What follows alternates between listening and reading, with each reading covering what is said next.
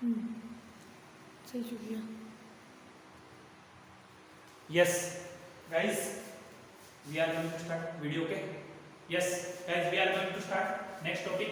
Objective of economic planning. Objective of economic planning. या light है। Objective को economic planning, थोड़ा सा फास्ट चलेंगे, वीडियो छोटा रहेगा, इसके अंदर ध्यान रखें। To achieve the target of economic development, जो इकोनॉमिक प्लानिंग का जो मेन टारगेट था, आपको क्या अचीव करना है? इकोनॉमिक डेवलपमेंट करना है। यानी यहाँ पर आपकी नेशनल इनकम भी इंक्रीज होनी चाहिए, प्लस आपका स्टैंडर्ड ऑफ लिविंग भी क्या होना चाहिए? इंक्रीज होना चाहिए। सेकेंड वाला, to solve the problem of poverty. Government का फंक्शन है कि जो बीपीएल की कैटेगरी है, बीपीएल बिलो पॉवर्टी लाइन, इससे लोगों को कहां लेकर आना है? APL, above poverty line. आप साथ का साथ में लिखते चले। Second number, to lessen income disparity, to eradicate poverty and inequality of income and establish in social justice. Social justice का मतलब लोगों के साथ में किसी भी तरह का किसी भी लेवल पे डिस्क्रिमिनेशन नहीं होना चाहिए। रिलीजन हो, रेस हो, सेक्स हो, कास्ट हो, क्लास हो, क्रीड हो, इस हिसाब से कोई भी डिस्क्रिमिनेशन किसी भी कंडीशन पे नहीं होना चाहिए। ये गवर्नमेंट की मेन रिस्पांसिबिलिटी रहेगी। आगे बात समझो। Next, optimum use of available human resources. जो भी रिसोर्सेज अवेलेबल है उनका एक प्रॉपर वे में यूज करना। ऑप्टिमम का मतलब एक्यूरेट, एफिशिएंसी के साथ में। And expanding the opportunity of unemployment. Government को क्या करना है? जितने भी सेक्टर है जॉब के, मैंने अभी आपको पहले बताया था, प्राइमरी सेक्टर, सेकेंडरी सेक्टर और टर्शियरी सेक्टर, इन तीनों सेक्टर का प्रॉपर वे में यूज करके लोगों को मैक्सिमम वे में क्या प्रोवाइड करवाना है? एम्प्लॉयमेंट प्रोवाइड करवाना है। और अनएम्प्लॉयमेंट को क्या करना है? रिमूव करना है। Next, to modernize the traditional Indian economy. जो इकोनॉमी है उसको मॉडर्नाइज करना है। इसका मतलब मैक्सिमम यूज किसका करना है? आपको टेक्नोलॉजी का क्या करना है? यूज करना है। आगे बात समझो। Eradication of regional inequality. Regional inequality का मतलब एरिया है, दो प्लेस है, उनके बीच में अनइक्वालिटी दिखाई नहीं देनी चाहिए। टोटल आपके जो ऑब्जेक्टिव है आपके सिलेबस में, there are given 10 objective, but here you should go to focus, you should go to learn at least 6 objective. आपके 3 मार्क्स में पूछ सकता है, आपको 6 ऑब्जेक्टिव ध्यान रखना है। आगे बात समझिए। इकोनॉमिक डेवलपमेंट पे फोकस करना है, पॉवर्टी की प्रॉब्लम को रिड्यूस करना है, अनएम्प्लॉयमेंट को प्रॉब्लम को रिड्यूस करना है, लोगों का सोशल स्टेटस क्या करना है? इंप्रूव करना है, जो रिसोर्सेज अवेलेबल है उनका ऑप्टिमम में यूज करना है। आगे बात समझे। और मॉडर्नाइज करना इंडियन इकोनॉमी को। I think it's okay. इसको फटाफट कॉपी कर ले, फिर अपन आगे बढ़ते हैं।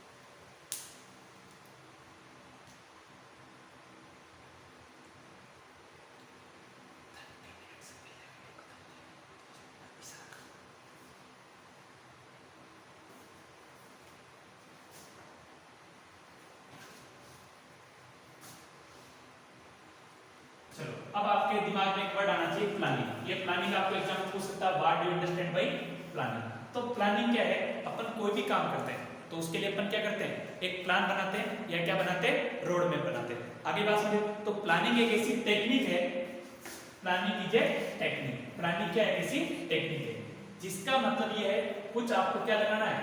एफर्ट लगाना है, और favourable distribute the available resources. जो रिसोर्सेज अवेलेबल है उनको सोसाइटी के हर तबके तक आपको क्या करना है? पहुंचाना है। आगे बात समझिए। इस कंट्री के हर सिटीजन तक उस रिसोर्स का यूज करने का ऑप्टिमम टेक्नोलॉजी उसको प्रोवाइड करवानी है, और उसको यूज करके अपनी लाइफस्टाइल में क्या ला सके? चेंजेस ला सके। आगे बात समझिए। Among various targets which are fixed on the priority basis and use them to obtain the required result। आगे बात समझिए। गवर्नमेंट का टारगेट क्या होना चाहिए? पॉवर्टी को क्या करना है? रिमूव करना है। अनएम्प्लॉयमेंट को क्या करना है? लो करना है। आगे बात समझे, ये गवर्नमेंट का टारगेट होना चाहिए। Social status, social justice government को क्या करना है, हाई रखना है, हर आदमी को क्या मिले, जस्टिस मिले, उसके साथ में किसी भी तरह का डिस्क्रिमिनेशन नहीं होना चाहिए। आगे बात समझे, तो प्लानिंग की जो डेफिनेशन है वो ये है, ये एक ऐसी टेक्निक है जिसके अंदर अपने को एफर्ट लगाना है कि जो अवेलेबल रिसोर्सेस है उनका प्रायोरिटी बेसिस पे सबसे पहला आपको काम क्या करना है। प्रायोरिटी किसको देनी है, सबसे ज्यादा देश में हंगर है, सबसे ज्यादा पॉवर्टी है, सबसे ज्यादा देश में अनएम्प्लॉयमेंट है, इस पे फोकस करना है। सबसे ज्यादा देश के अंदर क्या प्रॉब्लम है, हेल्थ की प्रॉब्लम है, एजुकेशन की प्रॉब्लम है, इंफ्रास्ट्रक्चर की प्रॉब्लम है, इनमें से अपने को प्रायोरिटी देनी पड़ेगी। तो गवर्नमेंट को इसके लिए प्रायोरिटी बेस्ड क्या बनाना है, टारगेट बनाना है।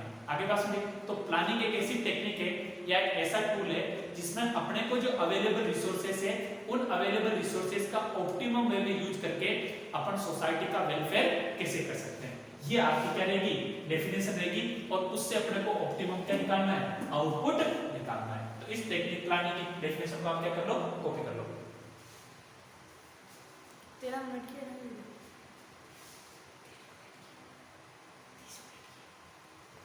28 मिनट की।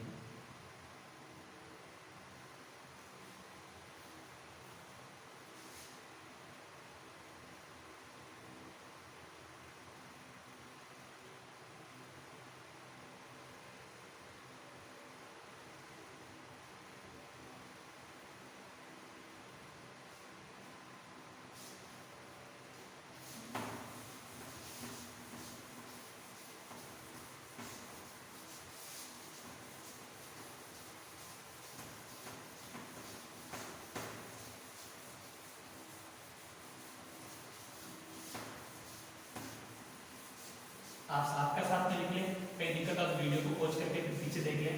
थोड़ा सा बोर्ड का लाइटिंग की प्रॉब्लम है, लाइट बार बार आ जाएगी, इसलिए बाकी हमारे तरफ से मैं पूरा काम क्लियर कट ईमानदार से किया है, ठीक है।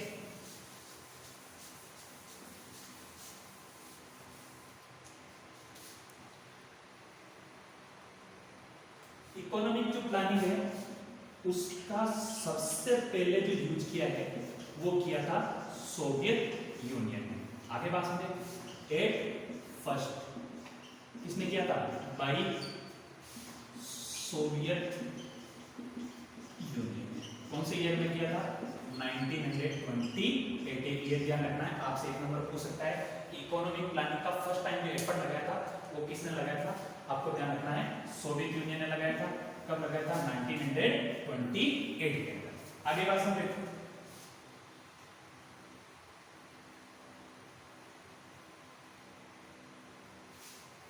इसमें इन्होंने ये बोला था अपन को क्या बनाना है, 5 इयर्स क्या बनाना है, प्लान बनाना है। इस 5 ईयर प्लान का क्या टारगेट रहेगा, अपना जो नेशनल है, जो नेशन है अपना कंट्री है, ठीक है ना, नेशन लेवल पे क्या करना है, नेशन लेवल पर आपको क्या करना है, रैपिडली आपको क्या निकालना है, ग्रोथ गेन करनी है। आगे बात समझे, या नेशनल लेवल पे इस ग्रोथ को, रैपिड ग्रोथ को यूज करके आपको क्या करना है, इकोनॉमिक क्या करना है, अपने कंट्री का डेवलपमेंट को क्या करना है, कंप्लीट करना है। आगे बात समझ में, इसको कॉपी करना है।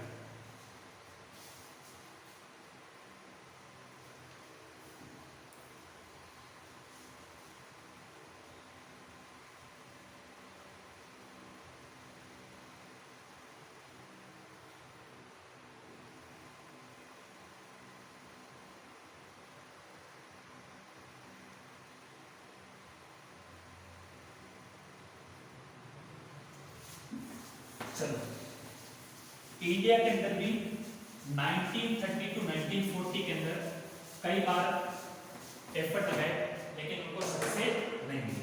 आगे बात सुनिए, in India efforts were made by scholars in 1930 to 1940, लेकिन किसी को क्या सक्सेस नहीं मिली। फाइनली 1934 के अंदर एक बुक निकाली जिसका नाम था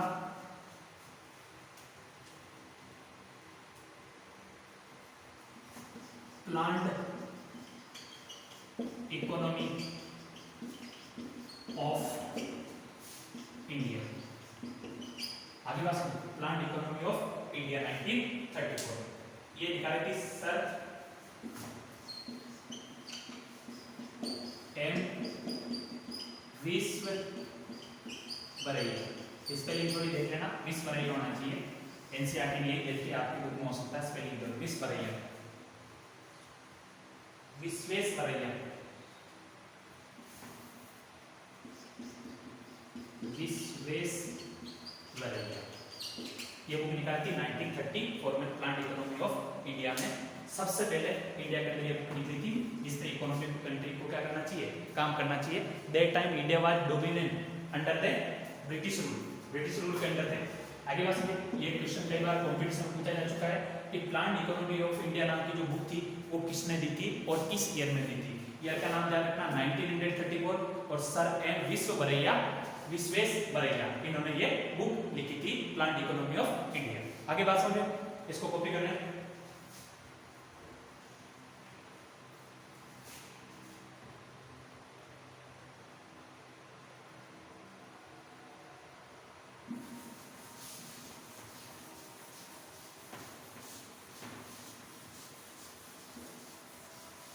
इंडिया जब इंडिपेंडेंट हुआ, इंडिपेंडेंट होने के बाद ही इंडिया को अपने कंट्री को रन करने के लिए इकोनॉमिक प्लान बनाना चालू कर दिया। ठीक है, तो इंडिया ने इसके लिए क्या सेटअप किया, प्लानिंग कमीशन सेटअप किया था। आगे बात समझिए, इसका आपको ध्यान रखना है कि इंडिया में फर्स्ट टाइम प्लानिंग कमीशन कब सेटअप हुआ था, उसका ध्यान रखना है मार्च 1950 के अंदर प्लानिंग कमीशन इंडिया ने क्या किया था, सेटअप किया था। First condition. सेकंड कंडीशन ये है, ये प्लानिंग कमीशन क्या करेगा, 5 ईयर क्या बनाएगा, प्लान बनाएगा अपने कंट्री को रन करने के लिए और अपनी कंट्री के अंदर प्रायोरिटी बेसिस पे जितने भी रिसोर्सेस है, जितने भी ह्यूमन रिसोर्सेस है उनका ऑप्टिमम वे में यूज करना, ऑप्टिमम आउटपुट निकालना और उसमें प्रायोरिटी बेसिस पे क्या करना है, काम करना है। आगे बात समझे, तो प्लानिंग कमीशन इंडिया में सेटअप हुआ था मार्च 1950 के अंदर। इसने क्या किया था, 5 ईयर के क्या दिया था, प्लान देना स्टार्ट किया था कि जैसे गवर्नमेंट इसका फर्स्ट ईयर में ये प्लान रहेगा, सेकंड ईयर में ये प्लान रहेगा, थर्ड ईयर में ये प्लान रहेगा, फोर्थ ईयर में ये प्लान रहेगा, फिफ्थ ईयर में ये प्लान रहेगा। अगर गवर्नमेंट बीच में अबॉलिश हो गई तो फिर उसका कुछ भी नहीं कर सकते, नया प्लानिंग कमीशन उसके लिए क्या होगा, सेटअप होगा। इसको कॉपी कर लें।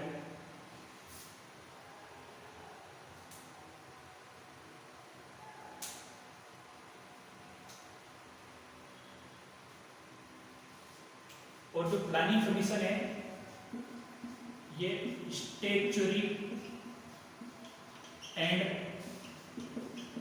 एडवाइजरी बॉडी थी या इंस्टीट्यूशन बोल सकते हैं, इंस्टीट्यूशन। आगे बात में स्टैट्यूटरी का मतलब ये है, इसको कॉन्स्टिट्यूशन के अंदर एक लॉ एक्ट के थ्रू पास करके कॉन्स्टिट्यूशन में क्या किया था, एड किया गया था। और एडवाइजरी का मतलब ये एडवाइस देती है किसी भी गवर्नमेंट को, स्टेट गवर्नमेंट या सेंट्रल गवर्नमेंट को जो पुराना काम करना वो करना, ये उन पे डिपेंड करता है कि उनकी एडवाइस को माने या नहीं माने। यहाँ पर इसका मतलब ये है नॉन बाइंडिंग। आगे बात समझो, मान लो सुप्रीम कोर्ट है, आगे बात समझो, सुप्रीम कोर्ट का कोई भी डिसीजन है, स्टेट गवर्नमेंट हो चाहे सेंट्रल गवर्नमेंट हो, सबके लिए वो डिसीजन क्या रहेगा, बाइंडिंग रहेगा। लेकिन इस इंस्टीट्यूशन से जो भी सजेशन मिलेंगे वो क्या रहेंगे, नॉन बाइंडिंग रहेंगे, स्टैट्यूटरी बॉडी है। आगे बात समझे, गवर्नमेंट उसके इंस्ट्रक्शन को, उसने जो भी आपको एडवाइस दे रही है उसको माने या नहीं माने, ये गवर्नमेंट पे डिपेंड करता है। आगे बात समझे, तो प्लानिंग कमीशन मार्च 1950 में सेटअप हुआ था, 5 ईयर प्लान देने के लिए हुआ था और ऐसे प्लान देने के लिए हुआ था कि जो भी डिस्ट्रीब्यूशन हो रिसोर्सेज का, उन रिसोर्सेज का ऑप्टिमम वे में डिस्ट्रीब्यूशन हो, उनको ऑप्टिमम वे में यूज करके इस कंट्री के सिटीजन को सोशल जस्टिस के लिए, अनएम्प्लॉयमेंट के लिए, पॉवर्टी के लिए और आपका हंगर को रिमूव करने के लिए अपने को क्या लगाना है, एफर्ट लगाना है प्रायोरिटी बेसिस पे, जिससे अपने को ऑप्टिमम क्या निकल सके, रिजल्ट निकल सके। आगे बात समझ में, याद रखिए मेरे हिसाब से कहानी क्लियर है। अब गवर्नमेंट ने इसी के साथ में एक बोर्ड ऑफ स्टेप स्टेब्लिश किया, इसके साथ में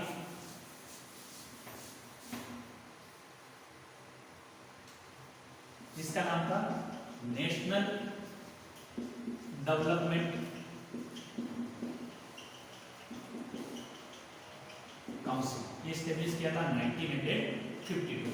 आगे बात समझ, सेम ऐसा कैसे है, ये भी स्टैट्यूटरी है पर एडवाइजरी इन नेचर है। आगे से नेशनल डेवलपमेंट काउंसिल, ये 1952 में गवर्नमेंट ने स्टेब्लिश किया था इसका ये था कि जितने भी स्टेट के चीफ मिनिस्टर है, स्टेट चीफ मिनिस्टर, वो इसके क्या रहेंगे, मेंबर्स रहेंगे। आगे बात समझ। और जहां पर यूनियन टेरिटरी है, यूनियन टेरिटरी वहां पर कौन रहेगा, लेफ्टिनेंट गवर्नर, या वहां का जो एडमिनिस्ट्रेटर रहेगा वो यहाँ पर इसका क्या रहेगा, इसके क्या रहेंगे, नेशनल डेवलपमेंट काउंसिल के क्या रहेंगे, मेंबर रहेंगे। इनको ये बोला कि आप एक प्लेटफॉर्म पे हो, सेंट्रल गवर्नमेंट भी स्कीम बनाएगी, स्टेट गवर्नमेंट भी स्कीम बनाएगी, और उन दोनों स्कीम को स्टेट और सेंट्रल गवर्नमेंट के अंदर अच्छी तरह से ऑप्टिमम वे में अपने को यूज करना है, अच्छी तरह से उसका क्या होना चाहिए, इम्प्लीमेंटेशन होना चाहिए। आगे बात समझे। सेंट्रल गवर्नमेंट कोई भी स्कीम लेकर आती है, उस सेंट्रल गवर्नमेंट की सारी स्कीम को इम्प्लीमेंट काम करने का काम किसके पास रहता है, स्टेट गवर्नमेंट के अंडर में जो भी ब्यूरोक्रेसी वर्क कर रही है उसके अंडर में रहता है। आगे बात समझे। तो 1952 में कौन क्या एस्टैब्लिश हुआ था, नेशनल डेवलपमेंट काउंसिल। इसका मेन टारगेट था कि एक प्लेटफॉर्म पे स्टेट गवर्नमेंट और एक ही प्लेटफॉर्म पे किसको लेकर आना है, सेंट्रल गवर्नमेंट, ताकि दोनों अच्छी तरह से ढंग से काम कर सके।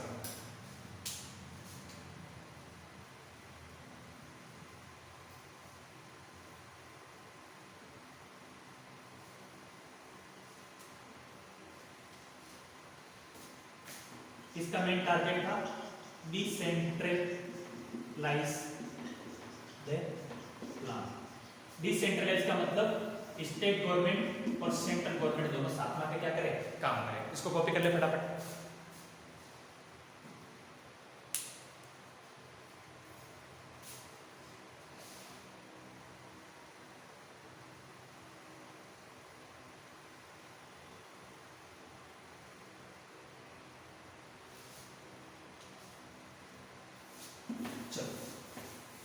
अब गवर्नमेंट क्या कराती है, 5 ईयर प्लान तो बनाया, लेकिन कभी भी क्या हुआ कि गवर्नमेंट पहले डिसमिस हो गई।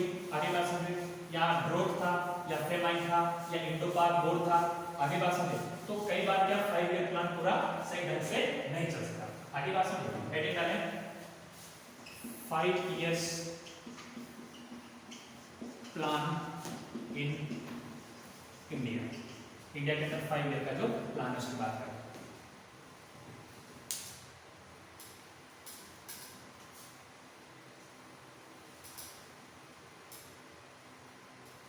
देखो, ड्यू टू इंडो-पाक वॉर कई बार ड्रोट भी पड़ा, फेमाइन भी बोल सकते इसको। आगे बात सुनिए। Price rise and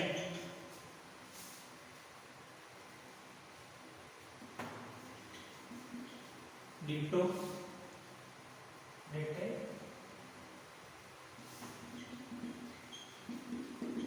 duration of resources. कहने का मतलब इंडिया पाकिस्तान के बीच में वॉर हुआ, ड्रॉट और फेमाइन की वजह से। प्राइस राइज, ये आपके एक वर्ड होता है जिसको बोलते हैं अपन इन्फ्लेशन, है ना। ये इन्फ्लेशन अभी अपन 16 चैप्टर में पढ़ेंगे तब समझ में आएगा प्राइस राइज क्या होता है।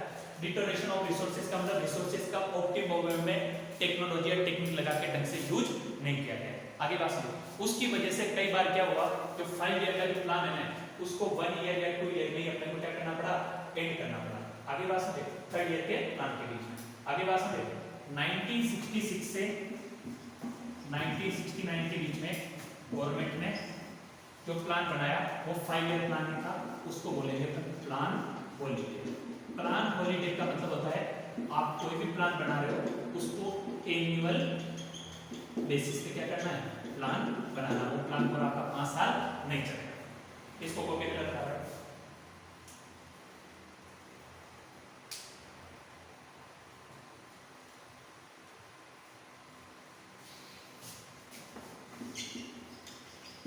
जनता गवर्नमेंट ने भी अपना टर्म पूरा होने से पहले एक बार 5 ईयर प्लान को अप्रूव किया था। उस ईयर का ध्यान रखना है 1978 टू 1983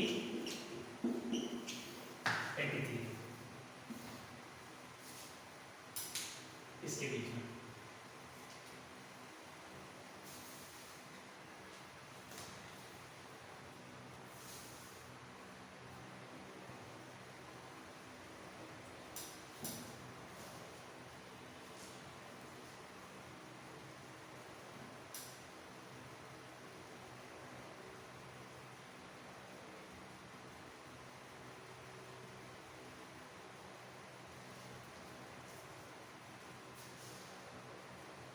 इसको कॉपी कर ले आप फटाफट।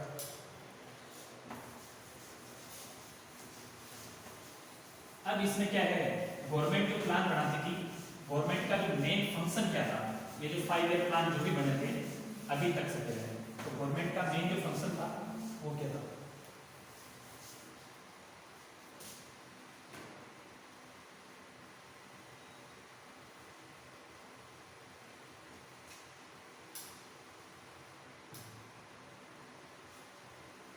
उसका मेन ये था to reduce poverty and generation of employment, सबसे बड़ा टारगेट। दूसरा था expansion of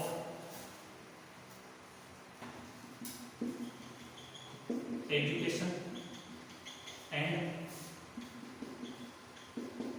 health care services.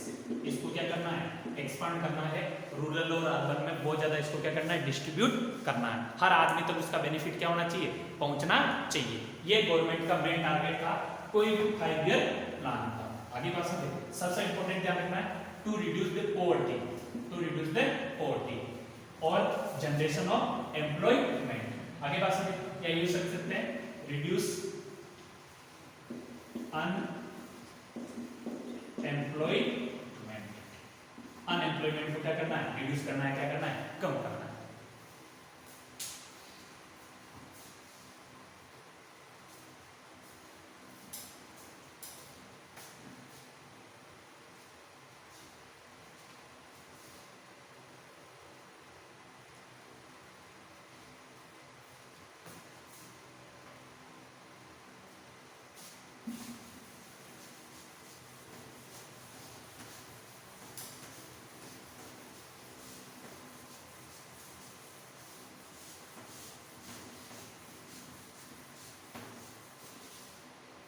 Next अगला आपके जो सिलेबस में वर्ड आता है वो है rolling plan. Rolling plan, rolling का मतलब ये है जो प्रीवियस है ना प्लान, उसके अंदर क्या करना है, एडिटिंग करनी है और क्या करना है, कुछ क्या करना है, चेंजेस करने हैं। क्या करना है, चेंजेस करने हैं।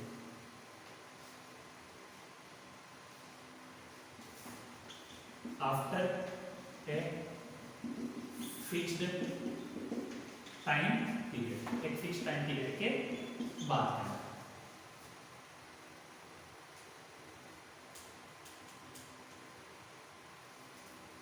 यहां पर एक सा प्रोविजन है, provision of flexibility. Provision of flexibility का मतलब आपने कोई टारगेट डिसाइड किया, एम डिसाइड किया, वो अगर नहीं हो रहा है तो उसके अंदर आपको इतना फ्लेक्सिबल रहना है कि उसको आप थोड़ा बहुत क्या कर सकते हो, एडिट कर सकते हो, या थोड़ा बहुत वहां पर क्या कर सकते हो, चेंजेस ला सकते हो। आगे बात सुनिए, टू अल्टर द टारगेट्स, जो भी टारगेट डिसाइड किए गए। आगे बात समझे, या जो भी आपने एस्टिमेट्स किया है, या जो भी आपने resources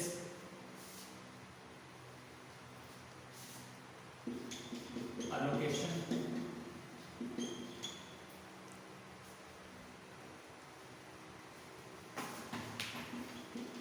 duration of the current plan, जो प्लान चल रहा है उसके अंदर। आगे बात समझे, तो जो रोलिंग प्लान है उसका मतलब एक जो प्रीवियस प्लान चल रहा है उसमें एडिटिव करके कुछ चेंज करना है एक फिक्स्ड टाइम पीरियड के बाद में। नंबर 1, इसमें ऐसा प्रोविजन लेकर आना है कि जो भी आप लेके आ रहे हो, कुछ भी स्कीम लेकर आ रहे हो, वो ऐसा फ्लेक्सिबल लेना कि अगर वो स्कीम सक्सेसफुल नहीं हो, मान लो गवर्नमेंट महात्मा गांधी राष्ट्रीय ग्रामीण रोजगार गारंटी योजना जिसको अपन बोलते हैं बंद रहेगा, मान लो सपोज करो गवर्नमेंट स्कीम लेकर ये बंद रहेगा।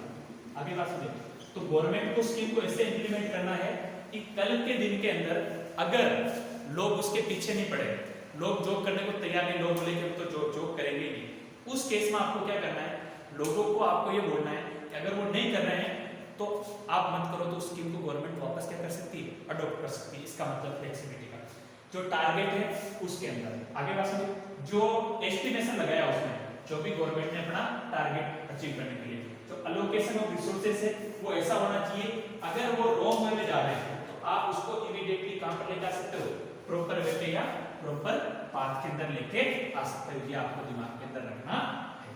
आगे बात समझ में, तो इसको अपन बोलेंगे रोलिंग प्लान। कितनी देर हुई बंद हुई? अभी है थोड़ी सी देर।